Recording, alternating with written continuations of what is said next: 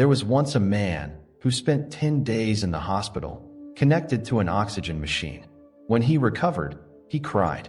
The nurse asked, "Are you in pain?" He said, "No. I just realized that for 60 years, I breathed fresh air for free and never once thanked God. But today, I paid thousands just to breathe." That was his moment of awakening.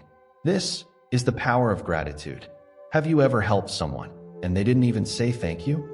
You gave your time, maybe your money, maybe your heart, and they just walked away. That silence hurt, not because you needed a gift, but because you needed to feel valued. Gratitude is not just a word, it's a connection. We often forget the blessings we already have. We complain about a small house and forget we have a roof while others sleep on the street. We stress about our job and forget that millions are unemployed. We grumble when food isn't perfect and forget someone hasn't eaten for days. This is the trap of ingratitude. Gratitude doesn't just open your eyes. It opens your heart. It reminds you, you are blessed. You are supported. You are not alone. Because a grateful heart is a peaceful heart. But an ungrateful heart is always restless. There was a boy who grew up poor. He studied under streetlights and became a software engineer. Years later, someone asked him, "Who helped you the most?" He said, "My school's security guard who gave me his old books, my neighbor who let me use their Wi-Fi, and my mother who skipped meals so I could eat." This is gratitude, noticing the small hands that lifted you up. Sarah was a brilliant student. She had nothing until one teacher saw her light and helped her apply for a scholarship.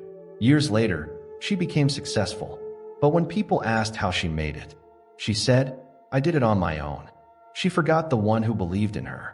How must that teacher feel? Ingratitude doesn't just forget people. It hurts them. It discourages others from helping again.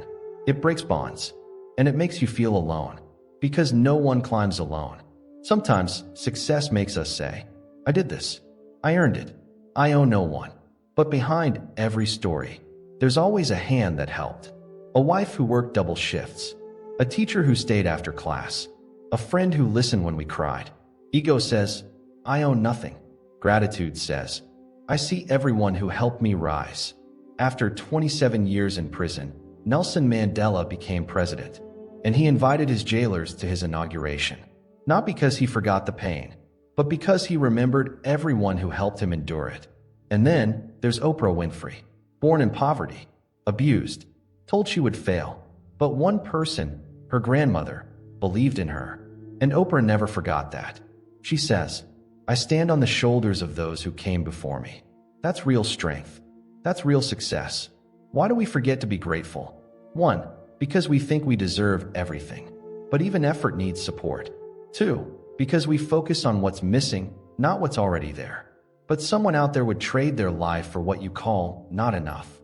3, because ego whispers that we don't need anyone. But we all do. Gratitude silences the ego and opens the soul. You ate today, someone grew that food. You learned something, someone taught you. You woke up, someone else didn't. Every day is filled with invisible heroes. Gratitude means you see them. Real heroes are not just those who succeed. They're those who remember. They thank those who believed in them. They stay humble, even when the world praises them. If you want to be great, start by being grateful. Tomorrow morning, before you check your phone, write down 3 things you're thankful for. Do it daily. Why? Because your brain is trained to see problems. Gratitude trains it to see miracles. And when you start seeing blessings, you become one. Gratitude is not a feeling. It's a way of life.